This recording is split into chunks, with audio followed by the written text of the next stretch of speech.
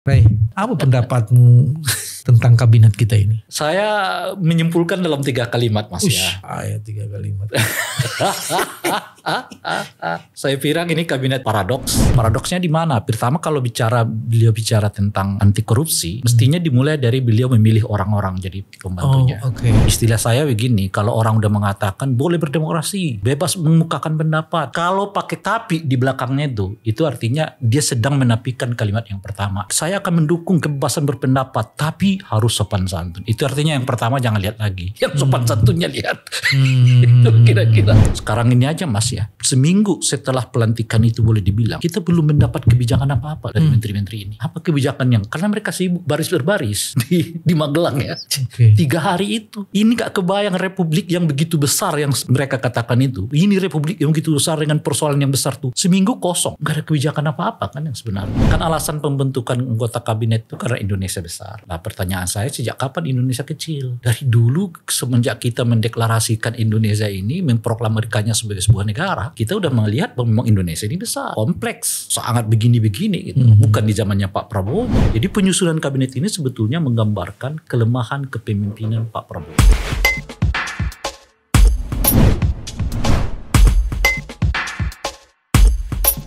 Bismillahirrahmanirrahim. Assalamualaikum warahmatullahi wabarakatuh. Teman-teman, jumpa lagi dengan channel ini, channel yang ingin terus-menerus menjaga kewarasannya. Tamu yang saya undang ini memang betul dia penjaga kewarasan. Tidak hanya provokator sejati, tapi di setiap talk show yang ada ruang publiknya, Ray Rangkuti selalu hadir di sana untuk membawa pikiran-pikiran yang melawan narasi-narasi yang seolah-olah ingin membungkam dan menutup pikiran-pikiran kritis. Apa kabar, Ray? Baik, alhamdulillah, Mas. Ya, ada 2 yang selalu diraih, yang selalu ingat. Satu, peci nasionalismenya itu, nasionalisnya itu. Terus kedua, batik ya. Lu hari ini gak pakai batik, lu biasanya batik. Tapi kan masuk kategori batik. Oh iya, karena ininya ya ada tenunnya. Tenunnya. Baik. Bagaimana? Tanah sudah berapa hektar? Katanya punya sawah. Ngeri. Ray mencoba bersuasembada, tidak berhektar-hektar. Cuma saya mesti cek supaya nggak salah berapa hektar. Ya sekitar 1, Mas. 1 hektar. Ya, itu beras organik. Beras organik. Jadi untuk kebutuhan sendiri atau untuk pasar juga? Tentu untuk saya sendiri yang pertama. Di luar itu ya saya jajakan juga kepada orang. Ya banyak kawan-kawan lah yang pesan dari saya. Ya. Sekarang belum punya merek, belum punya apa-apa, jadi nggak begitu penting merek itu. Makanya yang penting sehat karena organik itu. Karena organik. Teman-teman, Ray terakhir ini banyak mengisi ruang-ruang publik karena ada banyak pilkada. Beliau jadi panelis di beberapa pemilihan kepala daerah. Betul begitu ya? Kemarin ada di Kabupaten Bogor. Ray juga sering diundang oleh beberapa NGO yang berkaitan dengan election, seperti misalnya Perludem, kemarin ada ke Sumatera Utara dan beberapa tempat lagi. Dia tetap menjaga kewarasannya. Ray, iya. Apa pendapatmu tentang kabinet kita ini? Saya menyimpulkan dalam 3 kalimat, Mas. Ya. Wah, ayat 3 kalimat. Saya bilang ini kabinet paradoks. Kabinet paradoks. Ya. Kabinet paradoks. Jadi kata paradoks itu saya ambil dari bukunya Indonesian Paradox ya. Indonesian Paradox itu yang diperkenalkan kepada saya pada sekitar 2-3 minggu yang lalu lah. Ini ada buku kan yang saya katakan. Ya, isi buku ini apa? Saya tanya kan.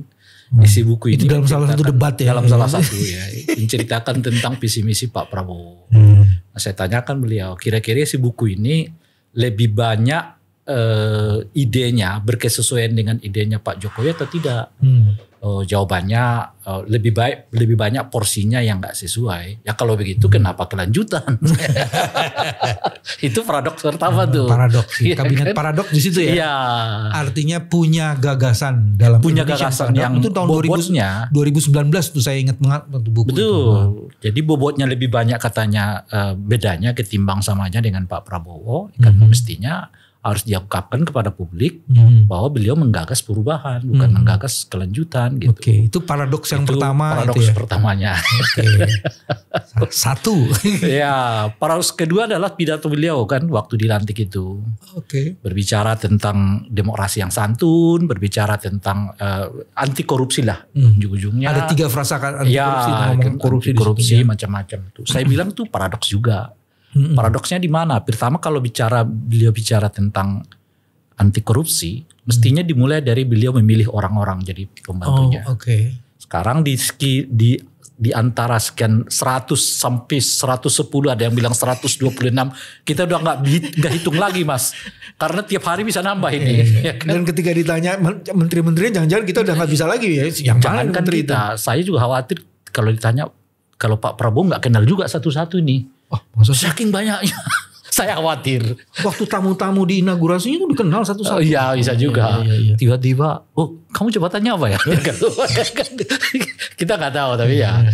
Jadi ditanya nggak sama Prabowo, diseleksi nggak sama Pak Prabowo gitu ya. Ada nggak orang yang masih punya hubungan dengan kasus misalnya, atau dikait-kaitkan dengan tindak pidana, atau kita pernah dengar mereka misalnya mengembalikan dana karena dianggap terlibat dalam Dulu satu ada peristiwa proses yang macam-macam. dilakukan oleh Pak Burhanuddin jauh sebelum ini nih. Ya, Katanya cukup bagus, cukup ketat dan memanggil orang-orang yang terukur, salah satunya integritasnya.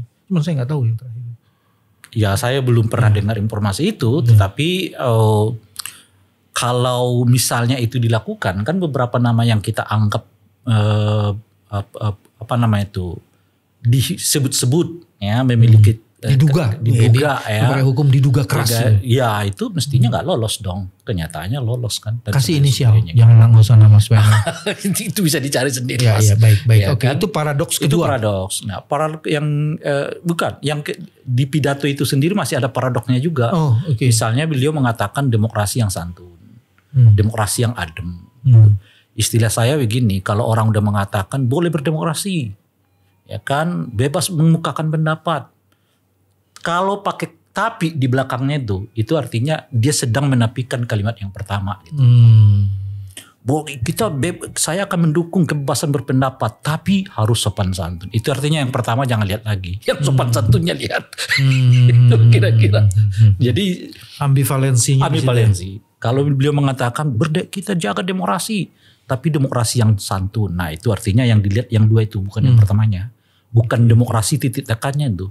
Yang dilihat itu yang keduanya, santun dan sebagainya itu. Baik. Karena saya punya pengalaman waktu mahasiswa begini nih Mas. Oh, oke. Jadi satu kali di UIN Ciputat, kita kedatangan tamu dalam satu forum, ya kebetulan seorang militer juga, lalu berbicara bla bla bla bla bla begitu ya.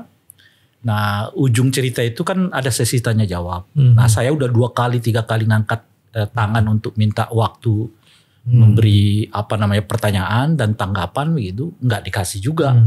Sampai kemudian nggak ada lagi yang nanya kecuali saya gitu. Mau tidak mau kan harus diundang ke depan. Nah jadi saya memberi pertanyaan, tapi sebelum memberi pertanyaan itu saya deklarasi dulu bahwa besar kemungkinan cara saya mengungkapkan ini agak berbeda. Karena saat itu kan saya baru datang dari Sumatera begitu ya. Nah oleh karena itu mohon caranya jangan dilihat. Lihat substansinya gitu. Benar kejadian Mas. Belum saya sampai ke tempat duduk saya semula, masih di tengah tuh sang jenderal ini udah ngomong, mana adabnya, mana etikanya. Padahal saya udah minta maaf duluan agar itu tidak dilihat gitu. Nah itu yang saya sebut tadi. Jadi kita itu kalau udah ada kata kita jaga demokrasi, tapi nah itu kebebasan pendapat dijaga, tapi udah tapinya itu dilihat. Tapinya ke sana, bukan tapi yang sebelumnya gitu. Demokrasi pakai tapi gitu. Tapi itu ya, tapinya itu yang dilihat itu. Nah itu yang kedua tuh paradoksnya di pidatonya Pak. Paradoks di dalam pidato itu sendiri. Dalam pidato itu. Nah yang ketiga, paradoks ketiganya tentu beliau bicara tentang efisiensi, efektivitas, macam-macam. Ya tentu tidak tergambarkan dong dari susunan kabinet yang mereka bantu. Sekarang ini aja Mas ya, seminggu setelah pelantikan itu boleh dibilang, kita belum mendapat kebijakan apa-apa loh dari menteri-menteri ini. Apa kebijakannya? Karena mereka sibuk baris berbaris di Magelang ya. 3 hari itu. Ini gak kebayang republik yang begitu besar yang mereka katakan itu. Ini republik yang begitu besar dengan persoalan yang besar tuh. Seminggu kosong. Gak ada kebijakan apa-apa kan yang sebenarnya. Gibran sudah belusukan. Ya, belusukan gorong-gorong. Saya juga gak paham. Presidennya aja belum kok dia belusukan sendiri. Oke. Itu tapi pernyataan itu pertanyaan loh Mas. Iya. Wakil presiden itu di dalam ketentuan kita nggak punya. Seolah-olah dia sudah punya agenda sendiri. Itu dia. Padahal agendanya itu presiden aja masih berbicara tentang konsolidasi organisasi dan orang udah jalan sendiri-sendiri. Lihat sana, lihat sini itu. Nah, itu juga pertanyaan. Makanya kemudian dikasih kesempatan untuk memimpin di Tidar itu ketika makan, nah itu dia memimpin. Boleh lah. Oke. Tapi ada yang bilang begini, Ray. Satu lagi Mas. Jadi ini baik. paradoks yang berikutnya. Apa itu? Kan alasan pembentukan anggota kabinet itu karena Indonesia besar. Nah pertanyaan saya, sejak kapan Indonesia kecil? Dari dulu semenjak kita mendeklarasikan Indonesia ini, memproklamirkannya sebagai sebuah negara, kita udah melihat bahwa memang Indonesia ini besar, kompleks, sangat begini-begini gitu. Bukan di zamannya Pak Prabowo tuh. Gitu. Oleh karena itu tidak boleh jadikan alasan kemudian untuk mengatakan kabinetnya menjadi 100 sekian gitu. Yes. Di zamannya Pak SBY Indonesia itu sudah sebesar yang sekarang kan gitu. Zamannya Pak Jokowi juga begitu. Tapi kabinet mereka cuma 34. Nah, paradok yang lain soal kelanjutan itu. Kan beliau mengatakan kelanjutan, bukan perubahan. Nah, yang namanya kelanjutan tuh secara bahasa itu kan artinya melanjutkan pekerjaan yang tak terkerjakan sebelumnya. Dengan asumsi bobotnya nggak akan lebih besar dari yang sebelumnya. Jadi kalau sebelumnya misalnya udah 55%, itu artinya Pak Prabowo tinggal melanjutkan yang 45%. Nggak mungkin yang sebelumnya itu jauh lebih sedikit dibanding yang akan dilanjutkan. Kalau dia mau meningkatkan. Kecuali katanya meningkatkan atau mengubah. Itu artinya bobotnya jauh lebih banyak dibandingkan yang sebelumnya. Tapi kalau kata melanjutkan, itu artinya bobot pekerjaannya nggak lebih banyak dari yang sebelumnya gitu. Nah, yang bobot pekerjaan sebelumnya jauh lebih banyak, asumsinya begitu, hanya pakai 34 anggota kabinet, beliau hanya melanjutkan di sisa pekerjaan yang sudah dikerjakan sebelumnya, menggunakan 3 kali lipat dari jumlah anggota kabinet yang sebelumnya. Gitu. Nah, itu paradoks-paradoks. Oleh karena itu saya mengatakan, ya ini adalah kabinet paradoks itu. Ray punya keahlian untuk menelisik, mencari tahu dan mengulik sebuah narasi dan mengkonfirmasinya dengan fakta. Dan kalau dikaitkan dengan internasional, maka kemudian Amerika yang sebesar itu juga cuma punya 14. Ya, itu tadi makanya saya bingung dengan kalimat effective efficient. Di mana-mana kan kalimat effective efficient itu hubungannya dengan rasionalitas kan, dan rasionalisasi. Gitu. Nggak ada yang namanya efektif lalu membengkakkan kabinet. Nggak ada itu namanya efisien lalu membesarkan birokrasi gitu. Itu yang saya sebut ini cara pandang era tahun 70-80. Di mana teknologi dengan segala bentuknya itu belum kita dapatkan. Sehingga membutuhkan tenaga manusia yang begitu besar untuk mengurus banyak hal gitu. Nah sekarang kita hidup di era teknologi. Coba kita lihat soal paradoksnya di dalam pembekalan taruhlah gitu ya. Itu kan ada satu ahli dan sekarang jadikan wakil menteri pendidikan kita, yaitu seorang saintis di bidang teknologi informasi atau artificial intelligence. Artinya kesadaran itu ada dong. Tapi kok tidak terkonfirmasi dengan jumlah yang banyak gitu ya. Itu gimana? Nah, itu yang Mas BW nambah lagi. Itulah yang saya sebut dengan paradoks itu gitu loh Mas. Kan mestinya kan dengan teknologi yang sedemikian. Makanya begini juga Mas. Kan saya mau mengatakan bahkan KPU di masa mendatang gak butuh kok 5, 6. 7. Ya, 5 aja gak butuh apalagi 7 kan. Mungkin cukup 3 saya bilang. Karena semua pekerjaannya udah dibantu oleh teknologi. Anda mau surat suara dicetak bagaimanapun, tak tuk tak selesai. DPT bagaimanapun, tak tuk tak selesai. Itu hitungan jam mungkin selesai. Nah itu yang saya nggak paham. Jadi kalau mereka tetap pakai demi efektivitas, demi efisiensi, itu nggak masuk dengan pembengkakan anggota kabinet itu. Gitu. Nah oleh karena itulah saya mengatakan tinggalkan deh narasi efektif efisiensi itu. Karena itu jelas nggak sesuai dengan prinsip yang disebut dengan efektivitas efisiensi dimanapun, dengan cara membengkakkan orang itu. Lalu apa yang kita bisa katakan? Ya kabinet ini adalah kabinet yang menggambarkan tentang kelemahan kepemimpinan Pak Prabowo. Saya bilang. Nah itu yang kedua. Jadi penyusunan kabinet ini sebetulnya menggambarkan kelemahan kepemimpinan Pak Prabowo. Pak Prabowo pasti ditopang. Itu juga agak paradok nantinya tuh. Paradok yang lain lagi. Kenapa itu? Karena kan pidatonya itu kan keras, kuat. Apa yang ada di kepalanya Bung Ray ketika Pak Jokowi mengatakan melalui Kementerian Bappenas jangan lagi membuat proyek-proyek mercusuar. Pak Prabowo yang Pak Prabowo ya, tapi melalui ini ya kan ketua Bappenasnya. Sebetulnya menurut saya Mas ya, Pak Prabowo ini pada tingkat tertentu banyak bedanya dengan Pak Jokowi. Makanya narasi keberlanjutan itu hanya dilihat dari aspek soal IKN. Mungkin di banyak tempat justru beda. Ya kan, UKT beliau menolak. UKT itu apa namanya kenaikan SPB biaya kuliah itu loh. Oh iya biaya uang kuliah ya. Uang kuliah itu. Dia beliau Pak dengan sangat terbuka. Ya. Dalam sebuah acara beliau mengatakan. Tapera beliau juga menolak. Ekspor pasir laut beliau juga menolak. Gitu. Terakhir kita nggak melihat respon dia yang cukup berapi-api soal atau meluap-luap soal IKN misalnya kan. Yang terakhir adalah proyek-proyek mercusuar. Salah satunya tentu itu adalah IKN. Karena ya IKN itu adalah proyek yang sangat mercusuar gitu. Dan sebagainya gitu. Itu artinya kalau dilihat setidaknya dari 4 atau 5 kasus ini, sebetulnya beliau ini sangat beda dengan Pak Prabowo. Dari gaya beda, dari cara beda, macam-macam. Dan sekarang misalnya beliau tidak mau menggunakan mobil asing, harus mobil dalam negeri. Padahal yang menggaungkan mobil dalam negeri itu adalah Pak Jokowi sebelumnya. Yang nggak pernah kejadian gitu loh. Mobil SMK itu dipakai oleh Pak Jokowi gitu kan. Sekarang itu bukan SMK gaya baru sebenarnya Maung. Gitu.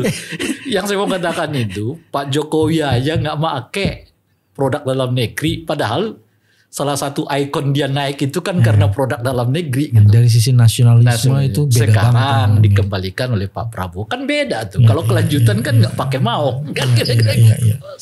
Jadi dengan begitu apakah ada sesuatu ya yang membuat paradoks itu terjadi atau kontradiksi suara itu? Mas, kepentingan elektoral apapun dipakai, dan itu kan bukan khas Pak Prabowo. Kita melihat juga banyak teman-teman kita yang selama ini mengatakan tidak tunduk pada militerisme misalnya kan, sangat mudah akhirnya ikut arus begitu saja. Gitu.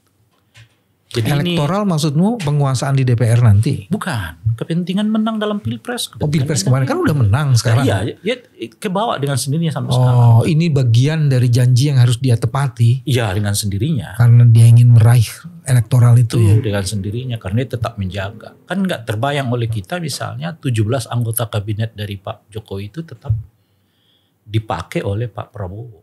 17 ditambah dengan 2 menteri yang lain yang duduk di non kabinet. Itu hampir 19 orang. Oke. Hari ini 28 Oktober Bos, Sumpah Pemuda. Mari kita coba letakkan. Ada berapa banyak, cukup banyak orang anak muda sebenarnya dalam komposisi kabinet. Banyak. Kalau soal itu is okay. Tapi kan pertanyaan seperti yang saya sebutkan tadi Mas. Anak-anak muda yang mengimpikan tentang sebuah negeri yang demokratik. Yang politiknya dikuasai oleh sipil. Yang pertahanannya dikuasai oleh militer, yang politisinya profesional, yang itu saya nggak tahu di mana sekarang ide itu. Ketika mereka masuk dalam ruang kekuasaan itu, apakah mereka tetap mau mengatakan bahwa militerisme itu harus dihindarkan dari ranah politik kita atau tidak? Faktanya mereka ikut-ikutan juga tuh. Apa namanya yang di Magelang itu apa istilahnya tuh? Dengan gaya militer macam-macam dan sebagainya. Pendadaran. Ya. Tapi itu kan ya itu ya kalau kita berbicara tentang militerisme itu gaya-gaya kehidupan militer juga. Tapi bukan itu untuk peningkatan disiplin. Nah itu dia. Itu juga. Memang pakai bajunya baju militer, tapi isinya kan bukan Ada baris berbaris kan disiplin bos. Itu yang saya juga nggak. Latihan menembak nggak ada gue lihat. Itu bagian dari paradok yang saya maksudkan itu mas. Paradoks lagi. Kenapa saya katakan mas? Itu kan katanya meningkatkan paradok, meningkatkan disiplin, menyamakan persepsi, lalu mencintai NKRI. Ini mesti dilakukan sebelum beliau memilih calon kabinetnya. Dia harus memilih dulu. Iya dulu. Dia nggak ada keraguan bahwa orang ini berbeda dengan dirinya. Dia nggak ada keraguan bahwa cintaan orang yang terhadap NKRI nggak ada. Merah putih itu ada di sini. Merah putih ada di sini. Bukan setelah direkrut baru dilatih gitu loh. Baru dipertanyakan ini jangan-jangan persepsinya beda-beda nih. Loh, di mana-mana kalau Anda mau manajemen, Anda yang dilakukan seleksi itu ya itu gitu loh. Bukan setelah diangkat. Ini persis mekanisme Pak Prabowo menyusun struktur kabinet ini maksud saya. Jadi kan kalau kita lihat modelnya Pak Prabowo ini, kumpulin orang dulu, ya, baru dibuat strukturnya gitu loh mas. Oh, dibuat strukturnya. Jadi bukan struktur ada dulu, baru dicari orang. Di scrutinize nggak tuh ya, di filter nggak tuh? Itu dia, kumpulin dulu kiri kanan, masuklah 100, ada yang menyebut 120 kan, it's okay lah. Yang masuk lama itu, lalu tempat. Lalu cari strukturnya. Enggak kena lagi.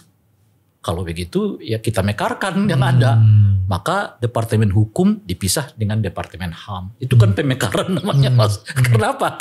Karena orangnya banyak. Kalau nggak dimekarkan nggak ada lagi posisinya gitu. Pemekaran atau penggemukan. Iya. Saya sebut pemekaran karena secara tradisional itu digabungkan oleh kita. Sekarang dimekarkan. Banyak sekali kementerian itu yang dimekar-mekarkan. Kalau ada yang bilang kasihlah kesempatan, Bung Rey ada di mana posisinya? Saya udah belajar. Kita ini sudah belajar selalu husnuzon dan optimis memandang kepemimpinan baru. Kenyataannya, jadi berkali-kali dikecewakan dan tidak terkonfirmasi oleh bukti. Saya kira mulai mungkin kalau saya ya, saya akan memulai selalu mulai sekarang nih berlatih memulainya dengan negative thinking. Syukur-syukur setelah itu saya jadi mungkin bukan negatif, critical thinking. Mungkin lebih tepat, lebih proporsional. Iya. Ya. Sebab ketimbang saya menggebu-gebu lalu kecewa di ujung. Mana lebih sakit daripada dimulai dari negatif tapi berujung positif. Yes. Mungkin dengan cara kita begini nih itu jadi mengawal. Kalau nggak begini nih, kita nggak bisa bayangkan loh mas. Kalau nggak dikritik rame-rame misalnya kabinet yang membengkak ini, bisa-bisa lebih dari ini. Oke, kabinet berkembang. Ada yang baru lagi nih mas. Apa tuh? Katanya itu pelatihan itu dibiayai sendiri oleh Pak Prabowo. Masya Allah. Iya. Saya makin bertanya-tanya, masa 3 hari ada aktivitas di luar kenegaraan? Dan memang dari satu titik tidak mungkin ada satu aktivitas yang tidak boleh di luar perencanaan APBN. Itu kan pembiayaan itu berikutnya. Tapi yang saya mau tanyakan itu dulu, boleh nggak menteri 3 hari nggak ngurusin negara? Kan itu acara pribadi Pak Prabowo. Dibiayai oleh Pak Prabowo. Mereka ke sana berdasarkan 1 presiden, 2 wakil presiden, 3 menteri-menteri dan pembantu Pak Presiden. Loh kok itu tidak dibiayai oleh negara? Dalam sistem security bahaya loh bos. Semua orang terbaik ada di situ. Kalau kemudian ada serangan, satu, yang kedua, dan itu ternyata bukan acara kenegaraan, tapi itu acara pribadinya Pak Prabowo. Karena itu didanai oleh Pak Prabowo. Dalam logika itu masuk. Lalu pertanyaan saya, kok bisa 3 hari ada acara tanpa ada semua petinggi negara dalam satu acara yang tidak acara kenegaraan gitu. Kalau situasi emergensi mungkin lah. Oh iya, apa emergensinya mas? Nah tapi kalau mereka mengatakan itu bagian dari acara kenegaraan, ya kenapa dibiayai oleh pribadi? Nah di situ kita masuk kan. Poinnya di situ ya. Iya. Kalau itu acara kenegaraan, kenapa mesti pribadi? Kalau itu kenegaraan, kenapa itu tidak dalam setting agenda yang sudah harusnya disiapkan kan gitu kan? Ini cara Ray menjaga kewarasannya. Sekarang kita fokus di ini sebenarnya. Iya. Menurut Ray ini apa yang harus menjadi fokus utama? Sebut 3-5. Dari kabinet ini? Saya pikir gini ya Mas ya. Saya selalu meyakini bahwa problem kita sebagai bangsa ini sebetulnya enggak besar-besar amat. problem kita ini kan bangsa yang mungkin ya dalam beberapa kasus di dunia yang menyelesaikan perbedaan dengan cara pemilu. Hampir di banyak negara orang gagal tuh justru adalah pemilu pertama mereka menuju ke negara yang demokratik kan. Nah di kita justru sebaliknya terjadi. Konsolidasi demokrasi kita itu justru dimulai dengan pemilu tahun 98 itu gitu loh Mas.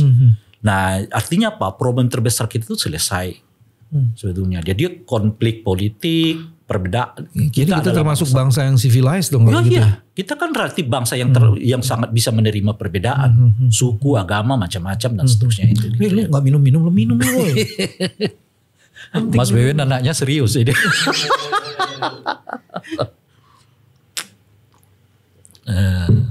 Oke, jadi kita dalam sejarah peradaban tuh termasuk civilized karena kita menyelesaikan masalah melalui proses itulah yang mengakibatkan kalau di kita ini kita kan dulu sama-sama lembaga pemantau ya Mas yang melihat kemudian banyak sekali negara-negara asing itu dengan sangat cepat memindahkan program mereka dari Indonesia ke luar negeri karena mereka menganggap Indonesia terlalu cepat. Sudah civilized gitu ya kan. Kitanya sendiri yang jadi bingung di sini ya kan. Padahal muncul setelah itu stand up comedy di luar kan. Indonesia negara yang paling hebat. Pemilu belum dilakukan, kita sudah tahu apa hasilnya. Zaman Orde Baru. Ya sekarang juga mulai. Oke, jadi oleh karena itu bagi saya problem utama kita itu cuma satu sebetulnya, pemberantasan korupsi. Nah, kalau itu bisa kita selesaikan, saya kira tidak begitu banyak persoalan yang kita hadapi. Kan Mas Bewe sendiri baca, kita nggak perlu lagi terkejut karena udah terlalu sering juga ya. Mana ada satu orang bisa ngimpun 1 triliun, hampir 1 triliun. Oh kemarin ya kasus Mahkamah Agung. Gak masuk akal kita Mas. Tapi karena itu udah terbiasa di Indonesia kita juga nggak. Kalau pengusaha bisa lah, ini bukan pengusaha. Dari kasus loh Mas, hidup dari kasus bisa sampai triliun. Ya. Gitu. Hanya untuk dia cuma menjembatani kan orang yang berperkara ya, bisa sampai mengumpulkan dana sampai 1 T. Dari situ sebenarnya analisisnya adalah satu transaksi perdagangan dan jual beli keadilan terjadi. Terus itu kedua ironinya di situ. Terus kedua ada konsumen dan ada yang mengelola konsumen itu. Jadi itu problem pertama kita menurut saya. Problem keduanya dinasti politik ini. Dinasti. Dan itu sekarang gulipat nih antar praktik koruptif dengan dinasti politik, ya kan, yang mengakibatkan menurut saya kita makin parah, makin sulit menebak masa depan Indonesia. Jadi seringkali orang mengatakan target ini Indonesia emas 2035 ya. 2040. Enggak mungkin kalau Anda enggak menyelesaikan dua hal ini. Yang nepotisme politik, ya, kemudian adalah korupsi. Dan korupsi itu adalah efek salah satunya dari nepotisme politik. Apa tujuan dari nepotisme politik? Nggak ada lain kecuali untuk mengambil sebanyak mungkin akses ekonomi kan, dengan berbagai cara dan sebagainya. Kalau menggunakan pendekatannya Jeffrey Winters membandingkan era Orde Baru dan era sekarang, dulu ada oligarki di zaman Orde Baru, tapi oligarki jinak. Karena dia menginginkan, kalangan usaha konglomerasi menginginkan keamanan bisnisnya dia dan dia menyerahkan pada kekuasaan. Kan itu logika di mana aja Mas bisnis itu. Pasti semua pebisnis itu menginginkan keamanan. Cuma di negara-negara demokratik itu keamanan itu dibuka di atas meja. Nah yang sekarang disebut dengan oligarki liar itu karena konglomerasi itu menjadi bagian dari kekuasaan masuk dan mengkooptasi itu. Nah terjadilah patronase. Itu yang kita sebut keamanan di bawah meja. Bisa nggak jamin saya? Bisa. Bayar berapa? Sekian jadi. Kalau di atas meja itu ada jaminan, ada itu undang-undangnya, aturannya. Bla bla bla bla. Kalau ini enggak bos, dia menjadi bagian dari kekuasaan. Ya sekarang dengan sendirinya. Karena dia transaksi di bawah Mas. Nah itu yang kita sebut sekarang sebagai ini kalau oligarki. Kan ada nepotisme. Ya kan? Kemudian kolusi di situ juga. Bertemu dengan para pemilik modal. Para pemilik modal ini aman kalau nepotisme menjadi kuat. Di situ ada 4 serangkai ya Raya. Ada oligarki, oligarki itu membuat patronase dan kartel, dan ada politik dinasti di situ. Iya. Jadi 4-in-1 itu terintegrasi jadi satu. Betul. Dan mereka adalah pengejar-pengejar rente. Betul. Itu yang kita alami sekarang. Apakah komposisi kabinet juga mengkonfirmasi itu? Pertanyaan itu sebetulnya bisa dimulai dengan pertanyaan lain, Mas tuh. Menurut Mas Bambang, anggota kabinet ini yang mewakili rakyat miskin siapa? Ada beberapa kalangan profesional kan sebenarnya. Iya, profesional itu kan juga elit, Mas. Baik. Yang rakyat miskin siapa? Wakil petani di situ siapa? Wakil aktivis HAM ada. Iya. Natalius Pigai. Iya. Tapi kan Kok kayaknya gak begitu seneng lo sama Natalius Pigai sih? bukan. Ini kan bagian dari paradok-paradok. Pigai, lo paradoks Pigai. Gitu ya. Gitu, representasi dari kepentingan itu yang Iya. bukannya dengan memasukkan berbagai elemen dan unsur-unsur itu sebenarnya dia ingin, Pak Prabowo ingin menyatakan bahwa saya sudah mengakomodasi berbagai kelompok. Ini sekarang lebih dalam lagi. Kalau dalam konteks itu iya. Lebih dalam lagi harus ditanya ya kepentingan siapa yang bekerja atas Betul. akomodasi Kalau itu dalam ya. konteks mewakili rupa dan warna dari golongan politik Indonesia itu iya. Itu kejadian memang. Nah, tapi kalau konteksnya adalah apakah kabinet ini menggambarkan keberpihakan yang cukup kepada orang miskin gitu ya, pertanyaan saya ya di situ. Ray, kalau hari ini lo dikasih kesempatan untuk ngomong setengah jam sama Pak Prabowo, apa yang ingin kamu lakukan? Kesempatan nih, eksklusif, prime time. Saya nggak pernah membayangkan. Itu makanya dibikin simulasinya. Tidak ada yang tidak mungkin. Dan tidak juga berharap akan itu kejadian. Seandainya, ini kan kita lagi. Kan masukan ini menjadi penting. Kan? Karena Pak Prabowo kan juga banyak masukan-masukan lain. Jadi dia perlu memasukkan yang dari orang yang independen. Yang selama ini menjadi provokator sejati gitu-gitu loh. Jujur aku gak membayangkannya. Mungkin kalau figur yang lain aku tahu saya harus ngomong apa.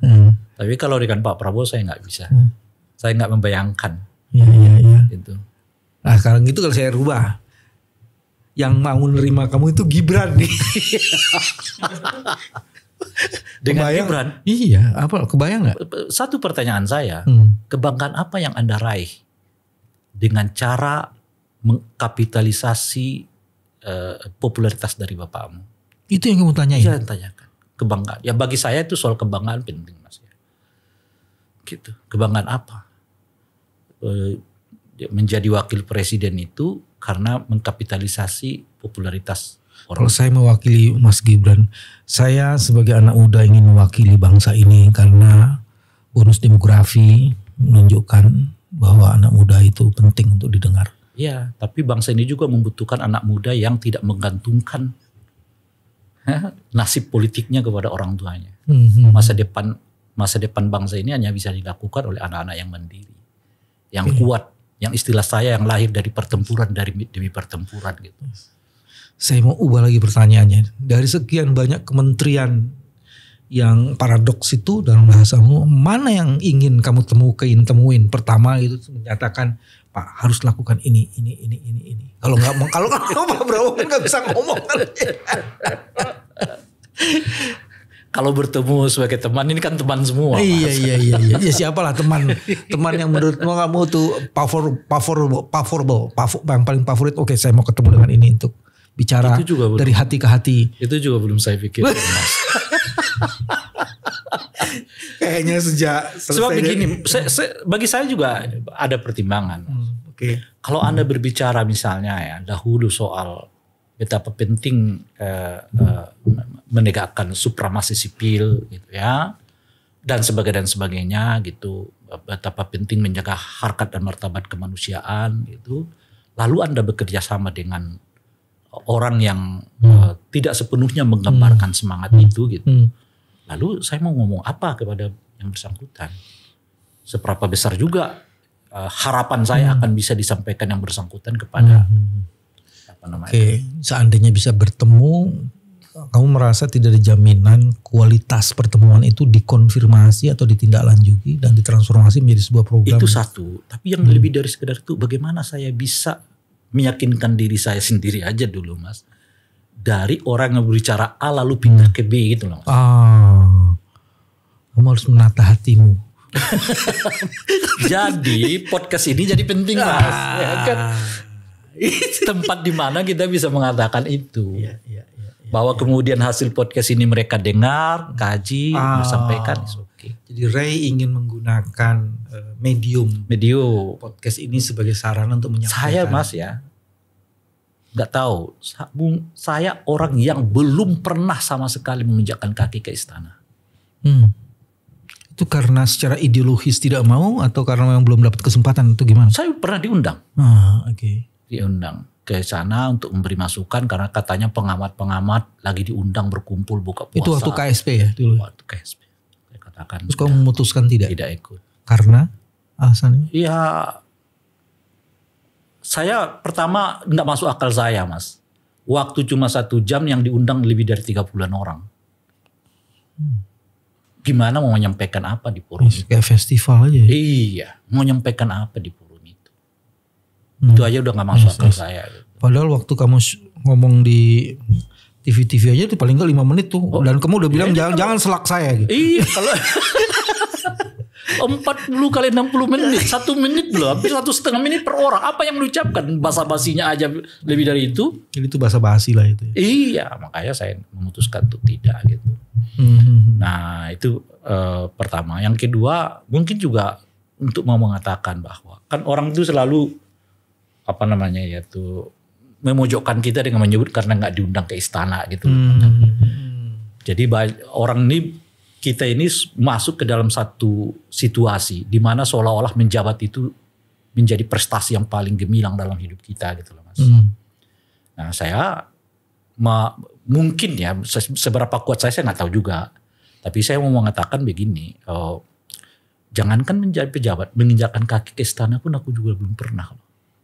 Bagaimana saya bermimpi menjadi pejabat, kira-kira gitu. Padahal momen untuk itu selalu terbuka. Gitu. Nah supaya mungkin dia satu segi ingin mengingatkan masyarakat kita. Ini kan sekarang saya ini pindah-pindah ini Mas. Dulu saya disebut cebong. Saya kritis pada Jokowi disebut kampret. Saya mulai kritis kepada Pak Prabowo disebut tukang nyinyir. Apa aja lah merek kita ini sekarang Mas. Tapi kan isinya sama. Jadi setiap kita berbeda selalu kita dipojokkan pada posisi tertentu. Dan ujung-ujung dari posisi itu adalah karena kamu gak diundang istana sih. Lo gak dapat jabatan sih. Macam-macam. Nah ini perlu mungkin kita sosialisasikan bahwa kehormatan orang tuh gak selalu harus menjabat. Mimpi orang tuh gak selalu harus menjabat. Lebih penting dari itu untuk mencegah kita menjadi negara pejabat.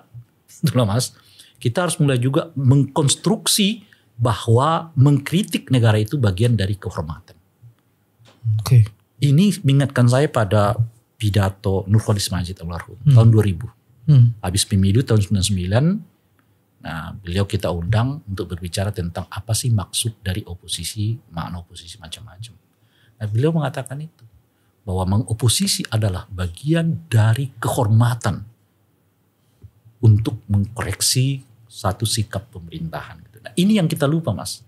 Sekarang kita dibawa ke dalam satu situasi pejabat itu adalah kehormatan paling tinggi di Republik. Akibatnya kemudian orang nggak peduli tentang apa yang ia ucapkan terhadap orang yang sekarang memimpin dia. Gitu. Dia ikut aja. Yang penting ikut menjabat bla bla bla bla dan sebagainya. Ray menjelaskan dengan sangat jelas, kehormatan tidak diletakkan pada jabatan.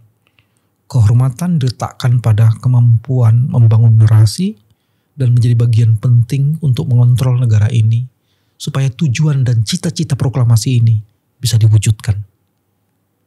Itulah cara dia meninggikan kewarasannya. Terima kasih, sampai ketemu lagi. Assalamualaikum warahmatullahi wabarakatuh. Waalaikumsalam.